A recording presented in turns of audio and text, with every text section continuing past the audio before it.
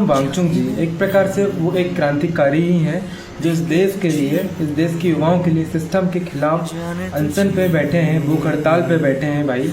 उन्होंने लगभग 15-16 दिन हो चुके हैं, उन्होंने अभी तक खाना नहीं खाया है। इनफैक्ट उनकी हालत बद से बदतर होते जा रही है, लेकिन आज का यूथ उनके सपोर्ट में खड़े होने की वजह उनके ऐसे एंटी नेशनल घोषित कर रहा है, कुछ का कुछ बोले जा रहा है, जो कि उनके लिए धर्मेंद्र प्रधान के इस्तीफा के लिए वो लोग वहाँ पे बैठे हुए हैं।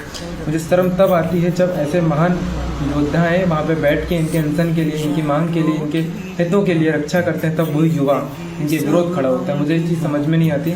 बीजेपी का प्रोपेगेंडा इतना अच्छा है कि उसके विरोध में लोग खड़े नहीं होते। वो व्यक्ति अगर खड़ा है तो उसका इंटरनेशनल घोषित कर रही आज की यूथ। सोनम वांगचुक जी से मेरा तहे दिल से रिक्वेस्ट है कि ऐसे मिशन को छोड़ दीजिए, क्योंकि आज का यूथ सोया हुआ है और उनको सिर्फ मंदिर मस्जिद से ही मतलब है।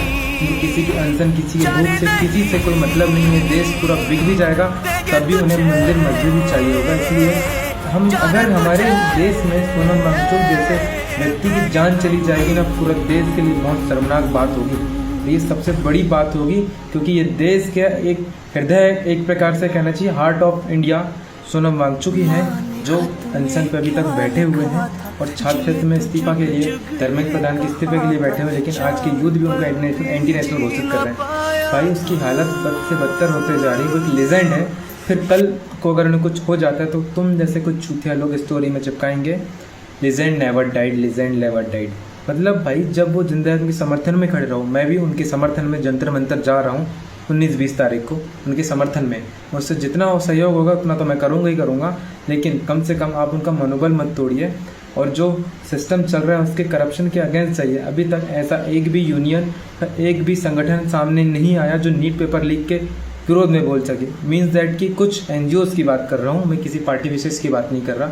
और मैं किसकी बात कर रहा हूँ वो चीज़ आप समझ रहे होंगे। एक चीज़ और क्लियरली कहना चाहता हूँ कि कोई भी अनबक कमेंट सेक्शन में आके कुछ भी उठपटांग ना बोले, वरना मैं साफ और सीधे शब्दों में कहना चाह रहा हूँ कि जो हार है वो सिर्फ फ्रेम में अच्छा लगेगा। इसलिए कुछ बोलने से पहले 100 बार सोचें, क्योंकि मैं रिस्पेक्ट उस हद तक करता था कि तुम्हारी जो नादानियाँ थी वो सब ठीक थी, लेकिन आज जब हमारे एक क्रांतिकारी अनशन पर बैठा है, उनके समर्थन में एक एनजीओ खड़ा नहीं होता तो दुख होता है। तुम जैसे बेवकूफ़ों और ना मर्दों में और अंधभक्तों में फ़र्क बस इतना सा है कि तुम धर्म मस्जिदों के नाम पे ही लड़ सकते हो, बाकी देश हित के लिए कभी लड़ नहीं सकते। ना तुम्हारे अंदर इतना गुर्दा है, ना कुछ करने का जज्बा है।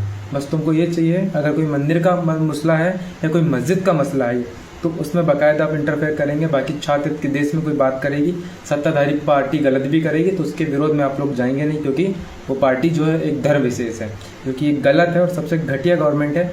गवर्नमेंट को समझो कि गवर्नमेंट क्या करवा रही है, लेकिन आज की सिर्फ मंदिर मस्जिद, मंदिर मस्जिद, मंदिर मस्जिद। भाई इनसे चीज़ें नहीं चलती हैं। देश को देखो, आधा देश बिक चुका है, लेकिन तब भी आँख तुम्हारी खुल नहीं रही है। मत खोलो, कोई बात नहीं, वैसे बदतमीजी मत करना, इतना बात कहना चाह रहा हूँ। कमेंट सेक्शन में कुछ भी ऐसी बातें मत कर देना कि बदतमीजी के परिणाम कुछ और ही निकले। मैं सीधे शब्दों में तो कहना नहीं चाह रहा, समझदार को इशारा ही काफ़ी है, क्योंकि आज जो व्यक्ति इंसान पर बैठा है ना, वो एक महान योद्धा के स्वरूप है।